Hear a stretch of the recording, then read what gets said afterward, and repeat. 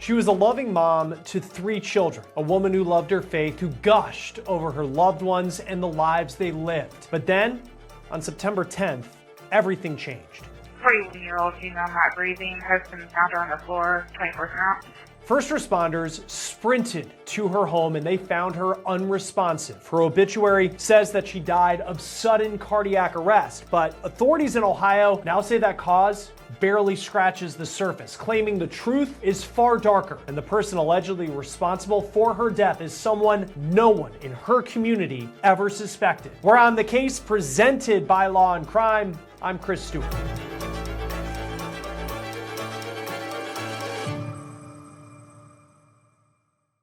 The death of an Ohio mom was a tragic case, but at first, detectives said that it wasn't a criminal case. They reportedly found no signs of foul play. The woman we're talking about was named Michaela Medek. She was 41 years old and she lived in the area around Columbus, Ohio. Her obituary lists so many people who she left behind, including her husband, her 3 kids, ages 16, 6, and 5. Her obituary says she cherished every moment of her crazy, chaotic family life. The obituary actually says specifically, quote, "crazy and chaotic is just how she liked it." Michaela, it appears, found not just a husband, but a soulmate in a man named Austen Medek. The two of them met at a sand volleyball tournament back in 2012. In 2017, after 5 years of dating, Austen popped the question. Then, in January 2018, on the beautiful beaches of Key West, Florida, the two of them got married. Now, it was just in August of this year that Michaela wrote on Facebook, quote, "Who would have imagined 13 years ago these young kids would end up making such a beautiful life together? Happy dating anniversary, hubby." Michaela owned a photography business and she also seemed to really be active running in road races, and she certainly appears to have been incredibly active in the lives of her kids. She had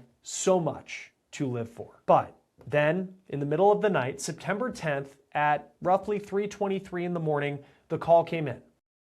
41-year-old female not breathing, husband found her on the floor, 24/7.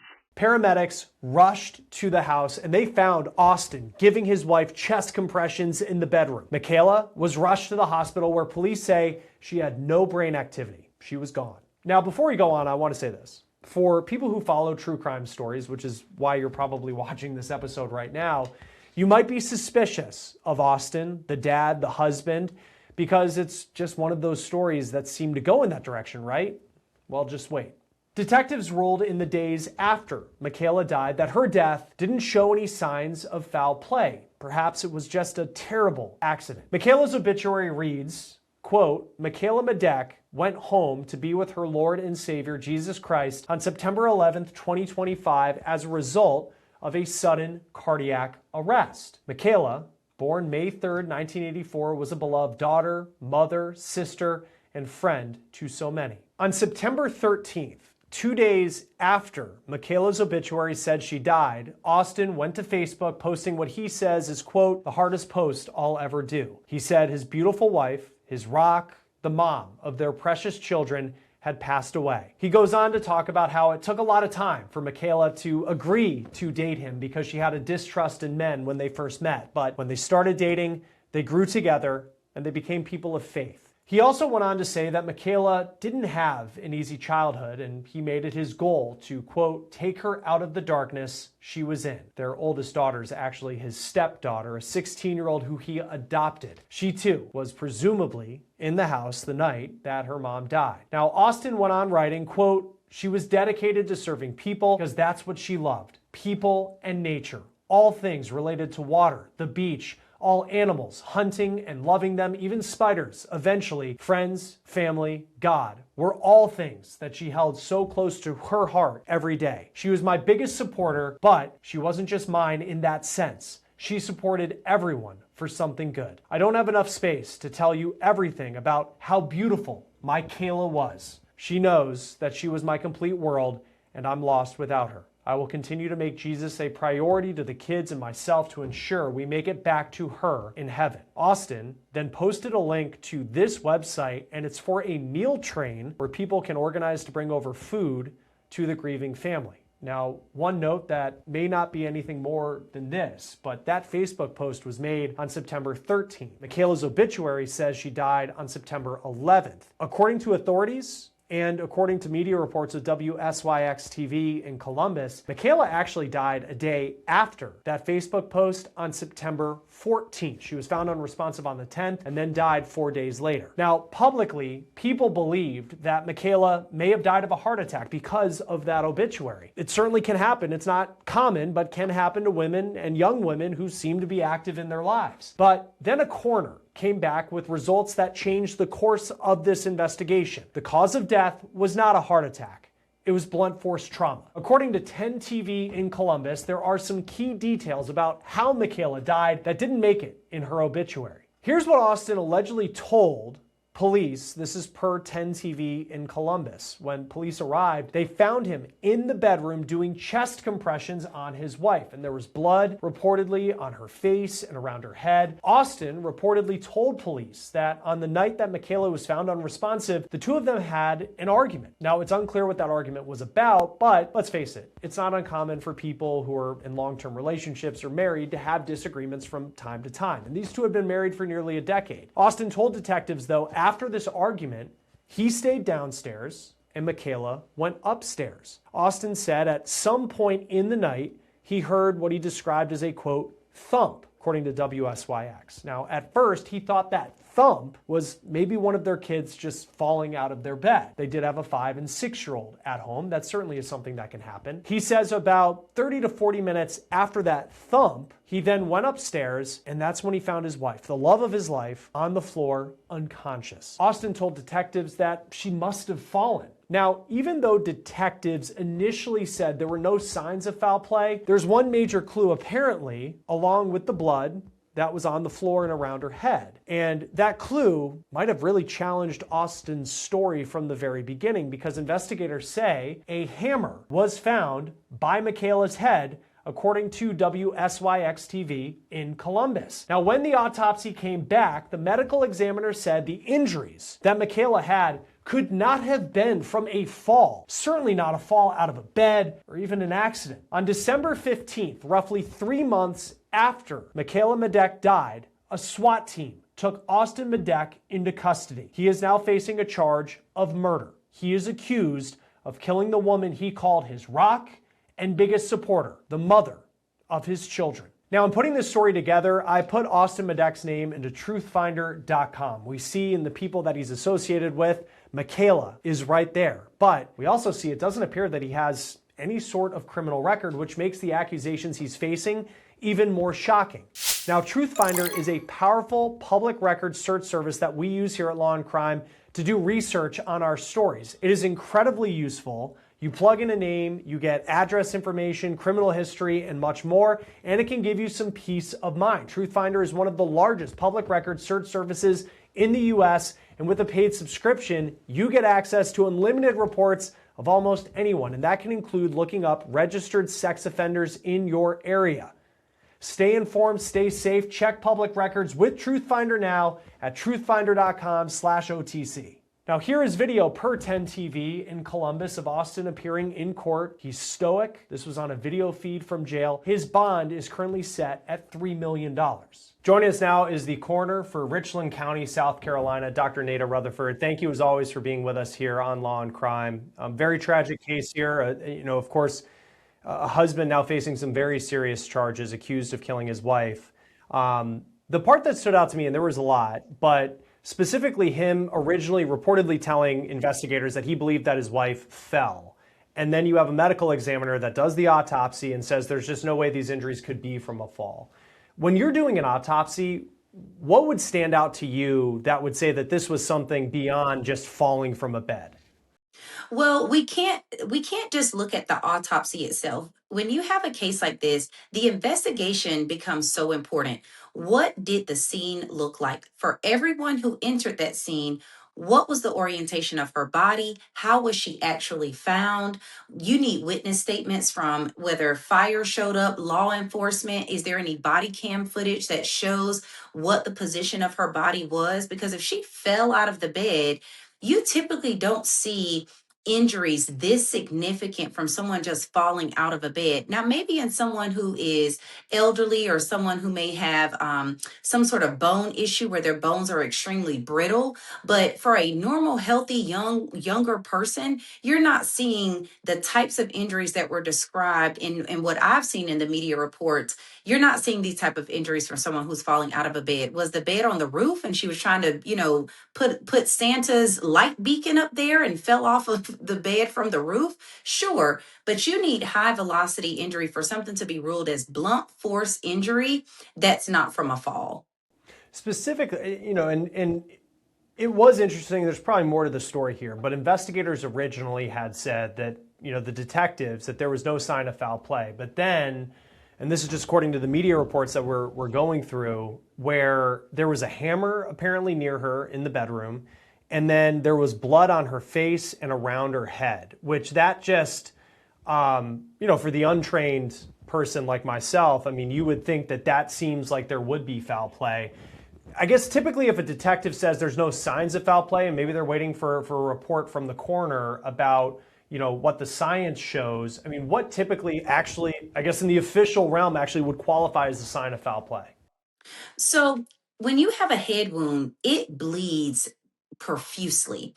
And so you may not be able to see some of the smaller injuries that cause that. When you have a hammer near someone, you have a person who has blood pooled around their head, you should automatically think foul play. So the report of no foul play being apparent at the scene of the incident seems a little premature to me for an investigator to share, because you don't know until we get to that autopsy. Women tend to have a lot of hair. I have a lot of hair. If someone hit me in the back of my head, that type of injury may not be present until I actually get in the autopsy, shave the head to see what type of injury could be there. So when you have this amount of bleeding, you have blood on the face, you have blood around the head, those things are very peculiar to me, and I certainly would not have allowed any of my deputies to say that there was no foul play. I would have told them to say, we are going to do an autopsy to determine what the injuries could be. Now, as far as what the autopsy found, and this was where the medical examiner in Franklin County, Ohio, said that there's no way that they could have been from a fall. And this man is accused, Austen Medek, of using a hammer. And we'll see how the legal process plays out. What type of damage would you find an injury in someone's head from a hammer compared to a fall? Well, let's look at a hammer. I happen to have two different hammers here. Okay, I've got kind of a long handle hammer. You're gonna have to grab it down here to really get the grip so that you can apply the force, right? And then I've got this short little hammer here. It's in my little pink girly kit, and I'm holding this, and I've got pretty good range of motion with this, and I've got to be pretty close in order to hit someone. But what I want you to notice about these two different hammers, the size of the head, and then this claw that's at the back.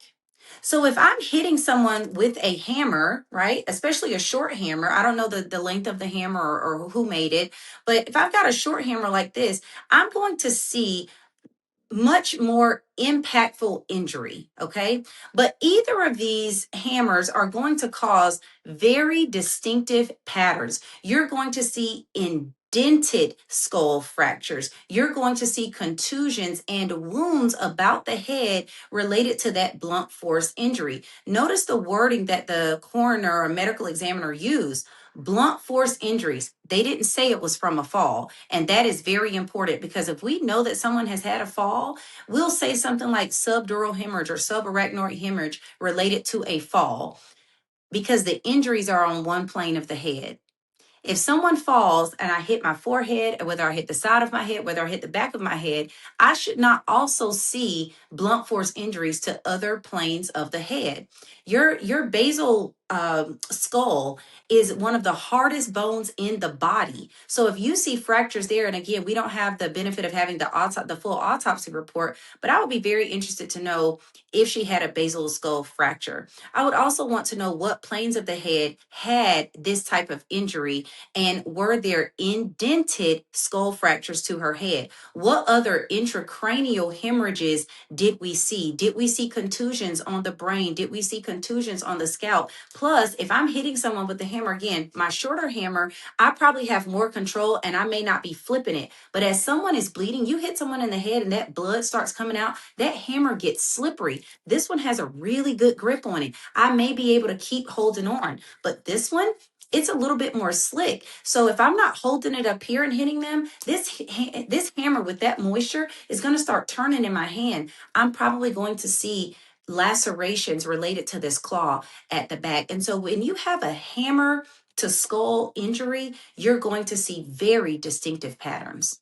And when you talk about, the first arriving officers, EMS, whoever it was, when they come to this scene, according to the media reports, Austen Medek was doing CPR on his wife. And that's what they came across. Now, I think of CPR, that's incredibly forceful on the chest. And he says that he believed that she had fallen from this bed. But I also think of you're probably moving the body a bit, even if it's just CPR. How does that impact the crime scene when you have someone who, and understandably so, if he is telling the truth and maybe he's wrongfully accused, he was trying to save his wife's life. But at the same time, from an investigative standpoint, how does something like that impact what the scene looks like? Oh, it impacts it greatly. This is why getting the information from EMS, from fire, from law enforcement is so vital to the investigation. How was her body found when you got there? And if he's doing chest compressions, she has to be kind of bleeding everywhere. If you have this amount of head injury to have this amount of blood, you should see some shift in the blood pattern. Right? If the blood is pooling around her head, do you see drag marks from where he may be doing CPR? Most people who are doing CPR on a loved one are not doing it adequately because they are so panicked about what is happening. So that body is certainly going to move within that blood pool. What did they see? And that information is going to be very important to the investigation. Also, if you have blunt force injury related to something smacking someone in the head, what type of blood spatter was on that scene? You're going to see force. You're going to see some sort of spray. All of the information that they gather is going to be so important. Now, the timeline of how long it took to make an arrest was roughly 3 months. Apparently 2 months. It was 2 months after she died, which she died around September 10th, September 11th. 2 months. So in November, they determined that this is a homicide, or at least the report comes in of blunt force trauma. What do you make of that 2-month time frame? Does that tell you that it took some time for the medical examiner to figure out whether this was blunt force trauma, or is that just kind of, we know that there's a lot of backlog when it comes to autopsies and the work that needs to be done to figure things out. What do you just make of that 2-month and then the 3-month period to make an arrest?